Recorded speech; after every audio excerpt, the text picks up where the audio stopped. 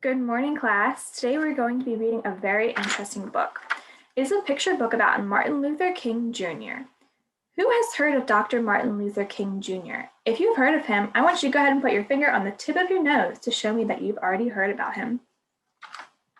Now, I want you to make some connections to what you may already know about Martin Luther King Jr. I'll give you a second to think about it. You might know that we have a holiday named after him, or that sometimes we shorten his name to MLK. And that's great. If you haven't heard of him, you will be able to tell me why he is so important by the end of this story. Let's take a look at the cover of this book. This is a picture book of Martin Luther King Jr., written by David A. Adler and illustrated by Robert Casilla. So first I want you to make a prediction about what this book will talk about. Feel free to say it to yourself out loud or to share it with someone close to you. Okay, so we are going to read this book, and as I read, you are going to have a problem and solution worksheet in front of you. You can fill this out as we go along, and I will give you a few minutes at the end to finish it after we are done reading.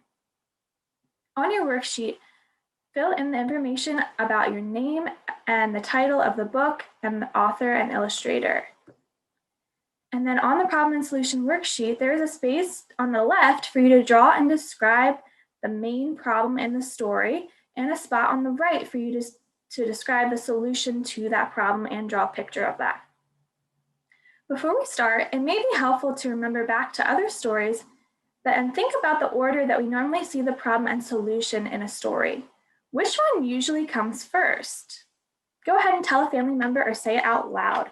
You can think which one comes first, the problem or solution in a story. If you said the problem normally comes first, you are right. As we begin our story, I want you to first try to identify the main problem in the story and then search for the solution to fix that problem. All right, so let's get started. We are reading a picture book of Martin Luther King Jr. written by David Adler.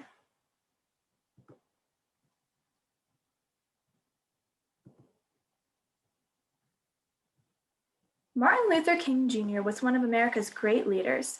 He was a powerful speaker, and he spoke out against laws which helped Black people out of many schools and jobs. He led protests and marches demanding fair laws for all people. So I want you to think back from your predictions and connections from before about Martin Luther King Jr. Were you right? Martin Luther King Jr. was someone who stood up for what was right and fought for equality for Black people. We are going to learn a lot about Martin Luther King Jr., but it would be great if you go and learn more about him with your friends and family after we are done reading today. Try looking online, finding videos, or reading other books about him. Martin Luther King Jr. was born on January 15, 1929 in Atlanta, Georgia. Martin's father was a pastor. His mother had been a teacher. Martin had an older sister, Willie Christine, and a younger brother, Alfred Daniel. Martin liked to play baseball, football, and basketball. He liked to ride his bicycle and to sing. He often sang in his father's church.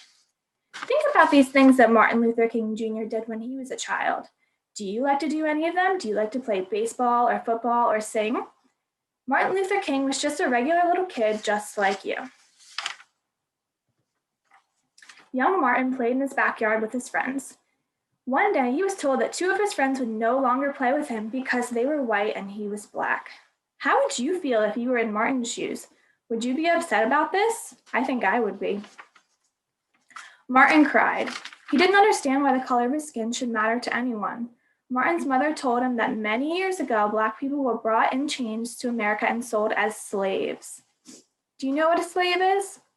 A slave is someone who is forced to work and has no freedom. She told him that long before Martin was born, the slaves had been set free.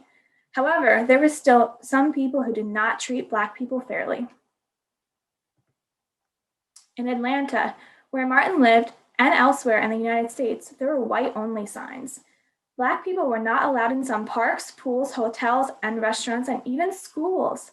Blacks were kept out of many jobs. Do you think that this is fair? Think about that as we move on in the story. Martin learned to read at home before he was old enough to start school. All throughout his childhood, he read books about Black leaders, and here we can see some of the big leaders From his childhood, there's Frederick Douglass, Harriet Tubman, and George Washington Carver. Martin was a good student.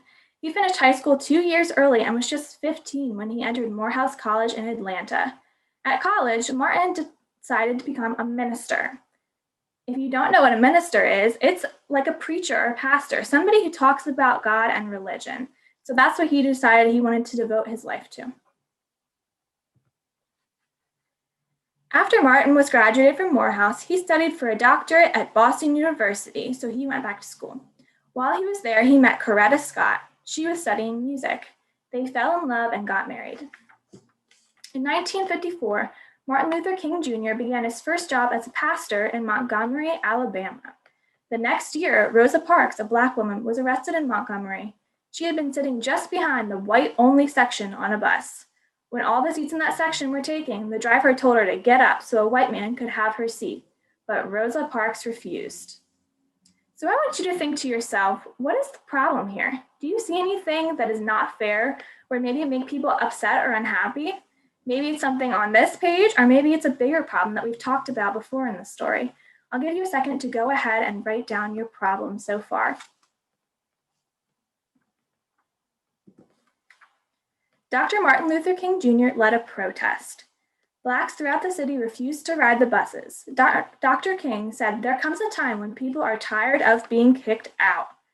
A protest is when a lot of people come together to show that they don't like or against something, just like Martin Luther King and all of these people did here. They all gathered to show that they were not happy with what was going on with the bus system and everything else that they were being kept from doing. One night, while Dr. King was at a meeting, someone threw a bomb in his house. Martin Luther King's followers were angry. They wanted to fight. Martin told them to go home peacefully. "We must love our white brothers," he said. "We must meet hate with love." The bus protest lasted almost a year. When it ended, there were no more white-only sections on buses. Dr. King decided to move back to Atlanta in 1960. There, he continued to lead peaceful protests against white-only waiting rooms, lunch counters, and restrooms. He led many marches for freedom. Now, I want you to start thinking about some of the possible solutions to the problems you wrote down.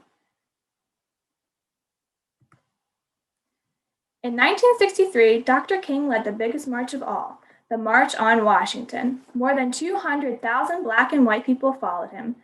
"I have a dream," he said in his speech.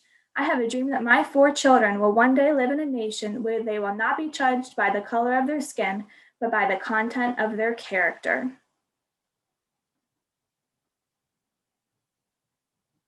So as you're thinking about your solution to this problem, it might be a solution that takes a long time, but that's okay.